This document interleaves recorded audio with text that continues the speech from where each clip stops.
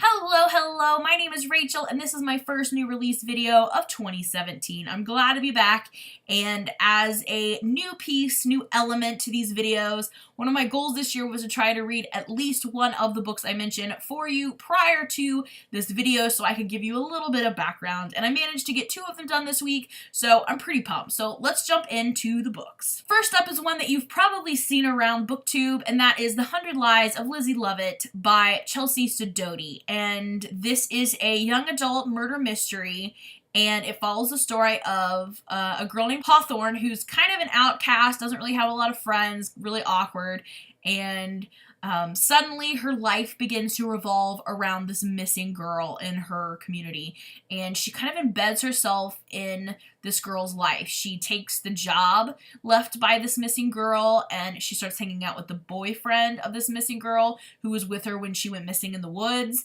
and she comes up with a theory that this girl is not dead like everybody assumes, but rather there's another explanation for her being missing. And it's very interesting to see how things play out. I would say I gave this a 3 out of 5. There were definitely some things that I liked about this book. There were some things that I didn't like. I did like the idea of this. I'm always ready for a YA murder mystery. I'm not sure why, but that's my wheelhouse. I love those. I loved the way Hawthorne would like curse people. When somebody made her mad, she would like curse them in her own way, which would be a string of like jinxes that were more inconvenient than awful. Like this wasn't one of them, but for instance, she would say like, I wish you would lose one of your socks in the dryer or something. I mean, they were just silly and random, but they weren't awful, and I just thought those were so cute. That sounds like something I would say to somebody, so I really enjoyed those. I also really enjoyed Hawthorne's brother's friend. I can't remember his name now, but he was probably my favorite character, and I really wish we had a lot more of him in the book. I think that would have been pretty awesome. I think he could have added a lot to the story.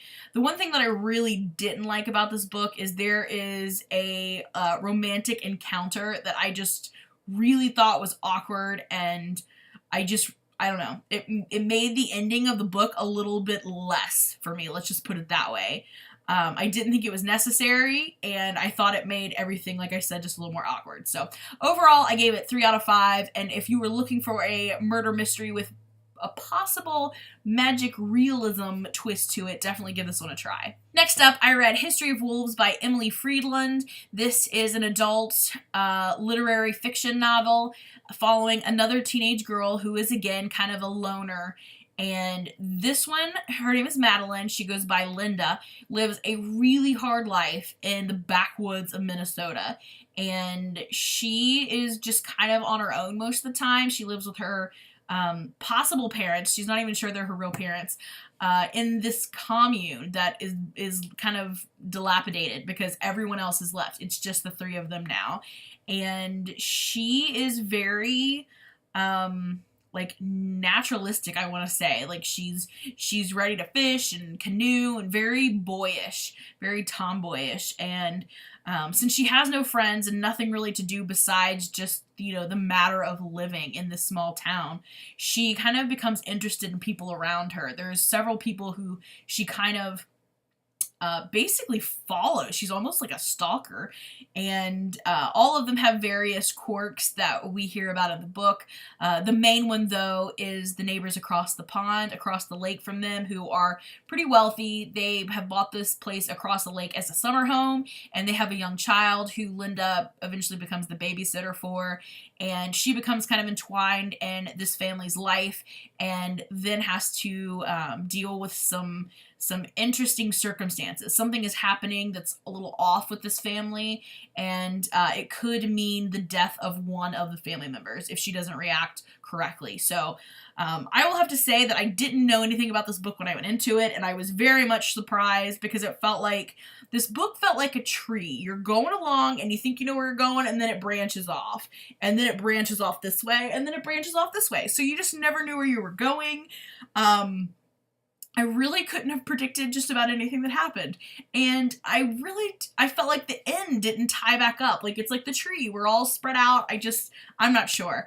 I think the literary fiction stuff sometimes tries to be a little too literary, a little too deep. And it makes me feel like I'm just not getting what I'm supposed to be getting, and I don't know. But I did like some things about this book again, and I had some things I didn't like about it. I didn't like how disjointed it was. I mean, there's a back and forth time-wise, and there's just some random plot twists. It felt very disjointed for me. I did like, though, all the nature descriptions here. I mean, I wanted to go be in this world. We get to hear about the lakes and her swimming in the lake and canoeing in the lake and running through the woods and hearing all of I mean, you could just be there. I mean, it was so sensory with all the nature elements in this. I absolutely love that part of it. So I gave this one 3 out of 5 stars. I might, after thinking about it a little bit more, bump it up to maybe 3.5. Again, though, if you like really kind of deep literary fiction, this one is probably for you. Next up is one that I started, but I just didn't get finished in time for this video, and that is Everything You Want Me to Be by Mindy Mejia. I don't know how to say her last name. And this is an adult murder mystery. And basically, very quick in the novel, the main character, well, I guess the main girl, her body is found in an abandoned barn. And from what I can tell, the rest of the book is just kind of the build up to how this came to be, all the events that led to this murder. So I really am not sure what's going to happen, but I'm interested, and I will definitely give you a wrap up on this and a rating once I get it finished, probably in my January wrap up, so stay tuned for that. Also out today are a few books that I haven't got to read but have caught my interest in one way or another, and I hope to get to eventually. The first one is The Book Jumper by Mathilde Glacier, and this is about a young girl who is kind of transitioning from her life in one country to her life in another country, I believe with her grandma, and they're pushing her to read, and once she starts reading, she realizes why. She has this special power. She's a book jumper. She can literally jump into books and interact with the characters and the plots, and of course this leads her to be in pretty great danger, and she ends up teaming up with another book jumper to protect themselves. So this sounds very, very interesting. How cool would it be to be able to jump into a book? Another one that's coming out that I am super excited for is Smart Girls, Success School and the Myth of Post-Feminism. This is by Shauna Pomerantz and Rebecca Raby. This is a nonfiction piece that just discusses basically what it's like to be a girl, a female in today's world, how daily life is, basically. And this sounds very interesting. I would love to give it a read, and I think the cover is really cute. And last up for today is a new Jerry Spinelli book.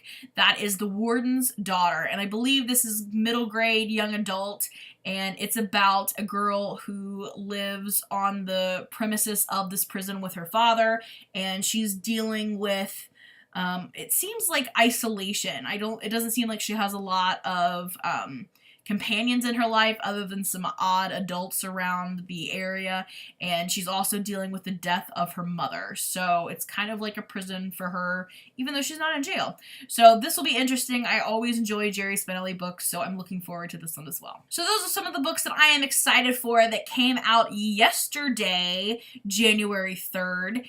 And yeah, let me know if you had any come out yesterday that you're super excited for, and definitely stay tuned for next week. I already started reading a Clinton Kelly book that's coming out next week that I'm excited to tell you about, and I have a few more. I'm hoping to read 2 more for next week, but we shall see. So thank you for watching, and I will see you again soon with another video. Bye for now.